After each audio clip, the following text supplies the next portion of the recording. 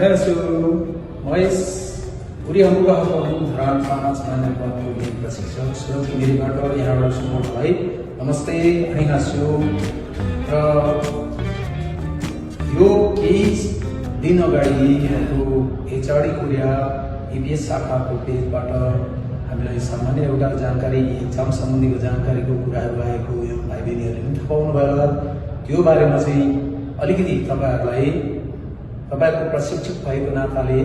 केही जानकारी राख्न गइरहेको छु र गत 6-7 महिना अगाडि 4 महिना अगाडि हाम्रो जुन पुरानो बुकबाट नयाँ बुकको चाहिँ परिमार्जन भएर आएको थियो त्यो बुकहरू हामीले अध्ययन गर्दै गर्दाखेरि कताबाट कस्तो खालको क्वेशन आउने हो, के आउने हो, नयाँ बुक कसरी अध्ययन गर्ने हो भन्ने कुराहरू चाहिँ भाइ बहिनीहरूको मनमा चाहिँ एकदम खुल्दली हुनु स्वाभाविक कुरै थियो। तर अहिले चाहिँ 1-2 दिन अगाडि एचआरडी कोरियाले हामीलाई चाहिँ क्वेशन फर्मेट सम्बन्धीको बुकहरू हामीलाई चाहिँ मोडल क्वेशन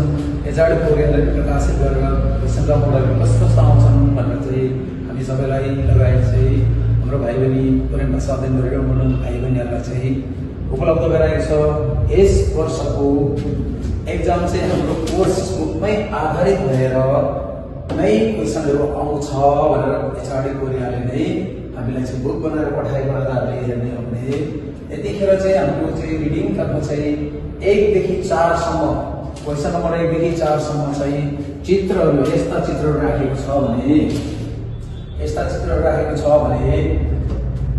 4 देखि 6 सम्म चाहिँ हाम्रो त्यसको बिन्छुन चिन्ह भनेको दुईटा बिन्छुन चिन्ह हामीलाई चाहिँ अनिवार्य आउने छ भनेर चाहिँ क्वेशनको मोडलमा राखिदिएको छ।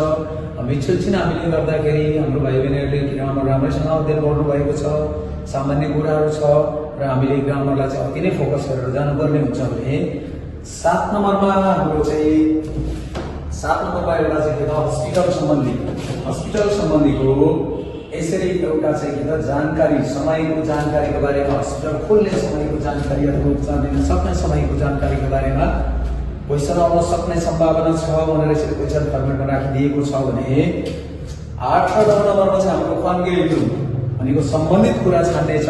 त्यतिखेर हामीले ख्वान्गे इल्म त बुकमा हामीले अध्ययन गरिरहेकै छौँ प्लस ख्वान्गे इल्मको सट्टामा फान्डे अथवा इस्तेमाल पनि आउन सक्ने भएकोले हामीले राम्ररी अध्ययन गर्नुपर्ने हुन्छ। त्यसरी नै योभन्दा अगाडिको वर्षहरूमा चाहिँ पाइ चार्टहरू धेरै आएको थियो, 6वटा 7वटा 10वटा 12वटासम्म आएको थियो भनेर विद्यार्थी भाइ बहिनीहरूले हामीलाई भन्नुभयो तापनि यसपालि चाहिँ एचआरडी कोरियाले पाइ चार्ट चाहिँ एउटा मात्रै 10 नम्बरमा पाइ चार्ट चाहिँ एउटा मात्रै हामी चाहिँ आउनेवाला छ भनेर लगभग त्यसरी नोटिस जारी गरेको छ, यसरी बुकहरू पठाएको छ। त्यो भएर हामीले राम्रोसँग अध्ययन गर्नुपर्ने हुन्छ। पाइ चार्ट एउटै मात्रै आए तापनि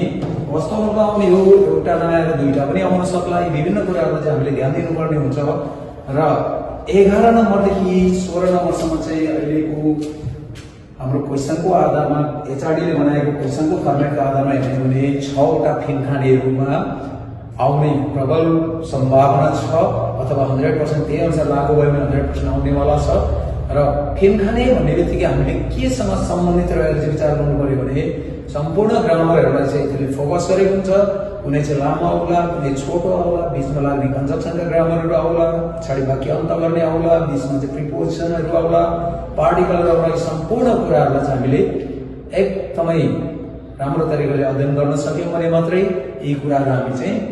सल्भ गर्न सक्छौँ। यसपालिको क्वेशन फर्मेट राम्रो छ, पहिलाको भन्दा राम्रो छ, कहाँबाट आउला भन्ने छैन, हाम्रो बुकबाटै आउने भएको कारणले सम्पूर्ण रूपमा हामीले राम्रो तरिकाले बुक तयारी गऱ्यौँ,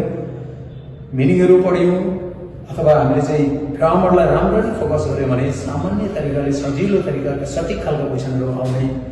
छ भनेर एचआरडी कोरियाले चाहिँ यसरी तपाईहरु लगायत हामी सबै प्रशिक्षकहरू लगायत भाइ बहिनीहरू सबैलाई चाहिँ जानकारी गराएको छ र निकट भविष्यमा 1-2 दिन पछाडि क्वेशन ब्याङ्क उपलब्ध पनि हामी सकेसम्म छिटै गराउने वालामा छौँ। यति हुँदै राम्रोसँगले अध्ययन गर्नुहोला, नआएको कुराहरू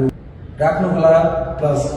तपाईहरुले यो मेरो सामान्य जानकारीलाई शेयर, कमेन्ट र सब्स्क्राइब पनि गर्नुहोला। आउने दिनमा तपाईहरुलाई चाहिने सम्पूर्ण कन्टेन्टहरू, तपाईहरुलाई चाहिँ नबुझेका कुराहरू, तपाईहरुलाई चाहिँ कन्फ्युजन भएका कुराहरू राख्दै जाने प्रतिबद्धताका साथ आजलाई यति नै गर्दछु। नमस्कार।